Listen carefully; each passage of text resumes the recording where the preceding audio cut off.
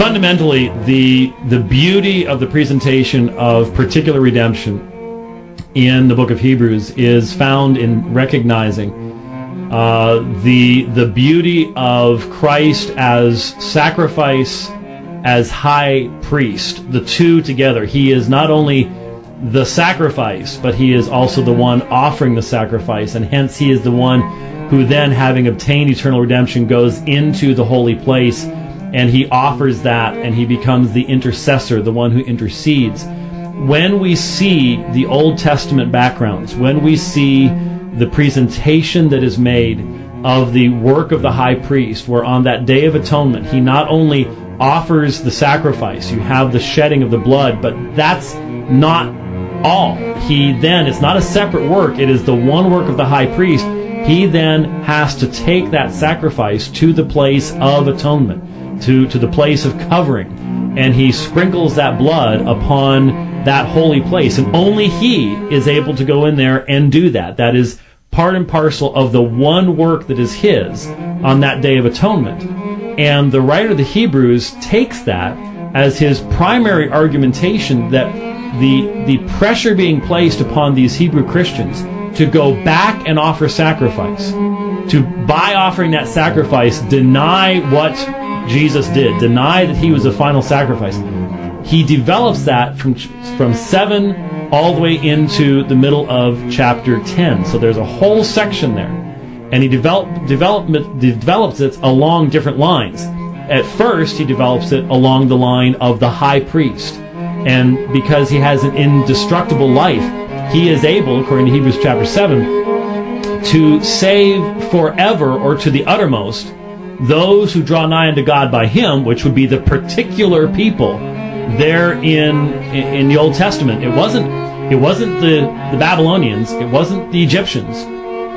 When the high priest went in, he represented only those people who drew nigh to God by faith to worship. It was a particular audience that he was propitiating their sins. It wasn't even all the people of Israel. It was only those who drew near to worship. And since he enters into that place and he has an indestructible life, unlike the old high priests who have to keep going in and out, they can never offer a perfect sacrifice, and they can never intercede perfectly because they are prohibited by their fallen nature and by death. He, having conquered death, enters into the very presence of God himself, the Father, and since he there provides a perfect sacrifice, then he is able to save to the uttermost, seeing he always lives to make intercession for them. That recognition of the relationship of sacrifice and intercession is what makes the beautiful presentation of 7 through 10 so powerful. But then he picks up, especially beginning in chapter 9, on this idea of the repetitiveness of the old sacrifices. The fact that every person who drew nigh unto God in worship in that Old Testament, Old Covenant context would remember that they had done this before. And the high priest, this has blown me away to consider this, the high priest, think about what it was like to be the high priest. You go in, and let's say you are high priest for 20 years. You go in on year 18, and what do you see in the holy place? No one else but you has been in there for the past 18 years. Only you are in there.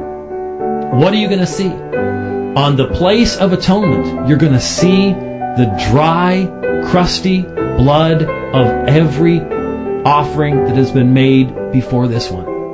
And you're going to remember having sprinkled that blood. And the whole point of Hebrews is, it's imperfect. It becomes, as Hebrews chapter 10 says, an anamnesis, a reminder of sin. Sin has not been removed by this. This is a shadow, a foreshadowing of what is to come. And so the fact that it is this repetitive sacrifice points to the fact that there is coming a day when there is going to be a single sacrifice. And that's the point of 9 and 10. He enters into that holy place having obtained eternal redemption, not a partial redemption, eternal redemption. He enters in, and by that one will, that one covenant, he perfects for all time those for whom that sacrifice is made. So we take this high view that most people miss because it's based upon the Old Testament. Let's face it, most evangelicals today are canonically challenged. They don't know anything about the Old Testament. They don't know anything about the sacrifice. That's all that blood stuff. Let me go read in the Psalms someplace, something like that. And so they miss the fulfillment language that is found in the book of Hebrews, in the work of Christ as high priest, as intercessor, the one who is both the offerer and the offering. They miss all of that stuff. And so as a result, the text that gives the clearest, longest, didactic explanation of the purpose and intention of the atonement is missed. And in its place, what most people have is an emotional doctrine of the atonement, a traditional doctrine of the atonement that simply doesn't fit. It's the idea of Jesus making it possible for us to be saved.